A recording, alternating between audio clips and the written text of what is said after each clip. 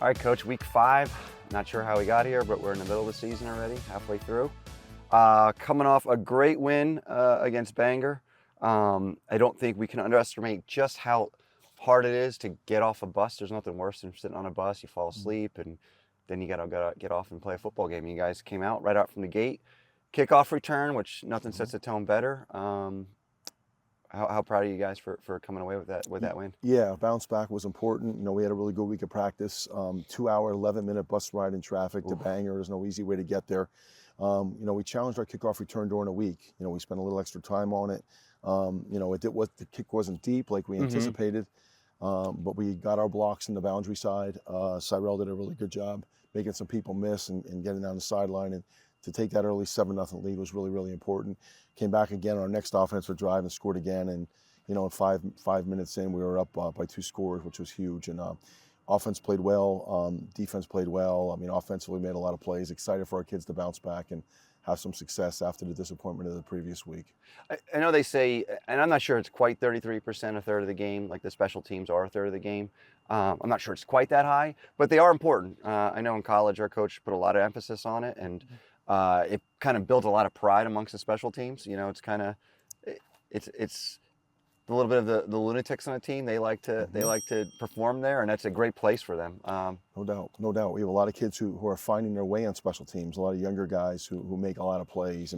Like the Brett Holly. Brett Holly's he's on every special team. He runs down, covers every kick. Landon Templeton, who's a senior in this program, who missed a year. Very good tackler, very good run support defensive back for us. He goes and makes every play in special teams. And then you have your guys like Braden Evans, who plays all the time, and your Brody Hernan's covering kicks, and your Gage Hammers, who are trying to find their way, and among lots of other guys. But it's a way for guys to get in the field. It's a way for guys to make plays, and make an impact.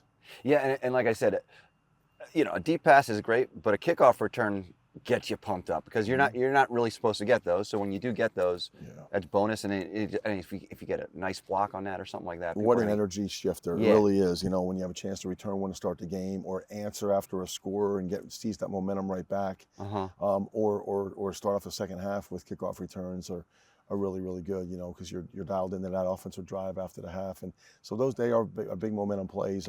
Worked a lot in our punt and punt return stuff this week, making sure we're solidified with our backup long snappers. As Ryan Galen, his absence again creates an issue for us because he was our backup long snapper. Sure.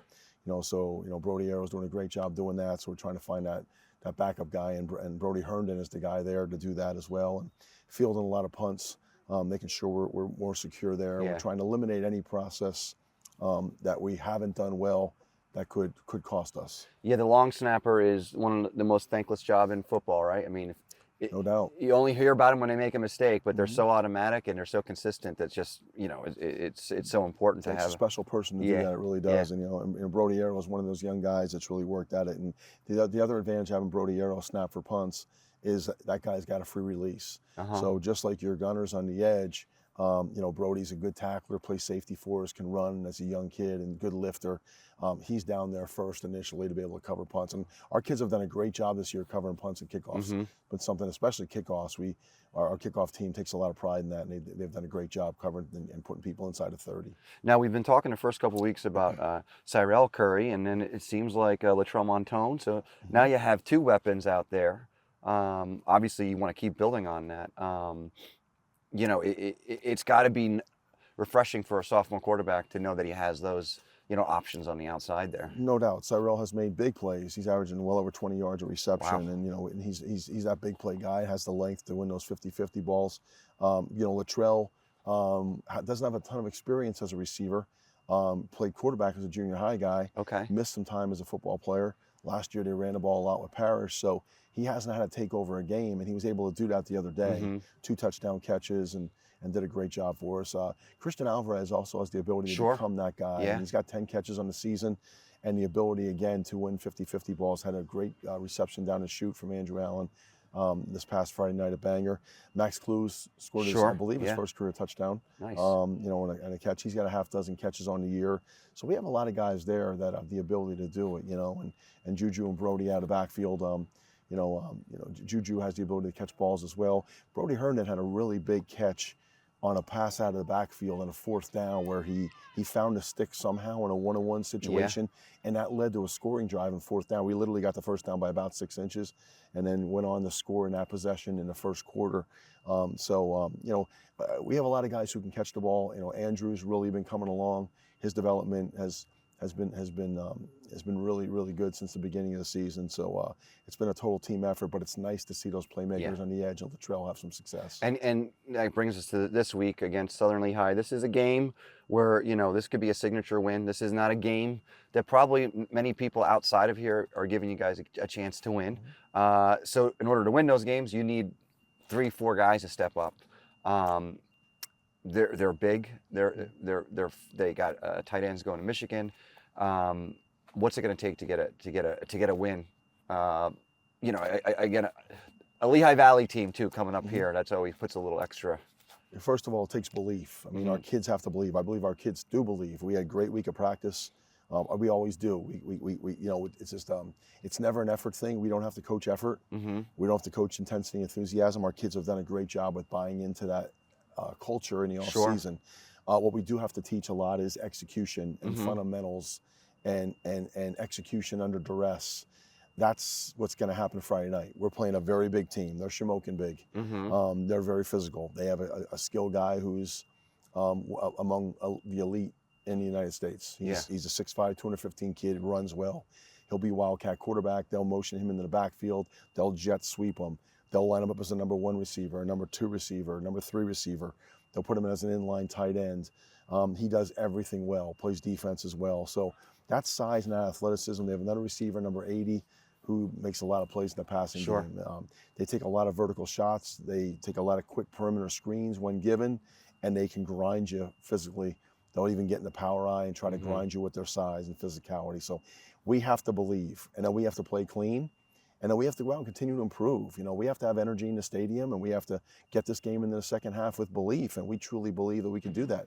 I told our kids all week, every program that has worked as hard as us and how we've worked over the course of the spring and summer, and all the time and effort we put in, and that's become obvious. We put a lot of time in, has that signature win. And for us, this is an opportunity to have that signature win at home on Friday night. And that's the way we're going to approach it. We're going to go out 7 o'clock, and we're going to put our best foot forward. Is that when you tell Bo and the staff to maybe don't cut the mower, cut the grass a little higher, the old Lou Holtz? You like to, Now they're a turf team, right? They're a turf team, exactly. Okay. They're a turf team. You're right. And my affinity for this field. I love grass. So and grass is different. It does take you a while, just like it takes you a while to adjust to turf, but. It does. So we're hoping they're a little slower. We're hoping they're a little more sluggish. We're hoping, they came off a big win over North Schuylkill last week. They won 36-14. I'm sure they feel good about themselves. I'm sure they feel like this is a game that they're going to win. So we have to take advantage of that as well. Hope they start sluggish, and hope we come out and start fast. And we got to play 48 minutes of football, whatever it takes. And we're glad we're home this week. In terms of the program, I saw that you brought back the Friday morning mass. And again, for people out there, even if you're not Catholic or whatever, it's more of just a team building thing, and something that myself, a lot of people always look forward to. Can you just talk a little bit about the tradition of that, and then going to the pep rally at the school, and yes. For me, it's been a tradition throughout. From the time that I was obviously in high school, Nativity, we had mass. Sure. And then all through my coaching career, beginning as a coach at Nativity, and then at Mount Carmel area, there's a mass every Friday. Yeah. In town, and that was just part of what we did. Sure. And that's continued throughout. I mean, there's places where there wasn't, but Danville was big into a Friday morning service. There was at different churches throughout Danville, and there was different denominations. Yeah, I want to stress that you don't have to be you could be whatever, you could be no denomination. Sure. It's just a place to kind of clear your mind, build with your team. It's not mandatory. And I say, whether you have faith or don't have faith, it's a time to sit in peace and tranquility, and it really is. I mean, you sit there, you don't hear a pin drop. And it's just it's very few. There's very few moments in our lives nowadays where we have that peace. And then afterwards, the kids collectively go to school, go to Martell, have their breakfast. Come into school, they're wearing their jerseys. It just creates a setting for the Sure. day where football is important here. And I can't appreciate more what our fans have done coming out here every Friday night. Yeah. It's been a They've great done crowd a great every job, yeah. and the energy they're building, and our student body and our band. Our band sacrificed, and our cheerleaders sacrificed a long bus trip to go to Bangor on Friday night. They didn't go down last year, Yeah. and I appreciate what Mrs. Reichert and the band boosters and Mr. Horvath and everybody has done to allow that to happen last week and create an atmosphere of importance. But for us, the morning mass on Friday creates an atmosphere of importance of what we do. And it's been great. We've had a tremendous turnout with our team.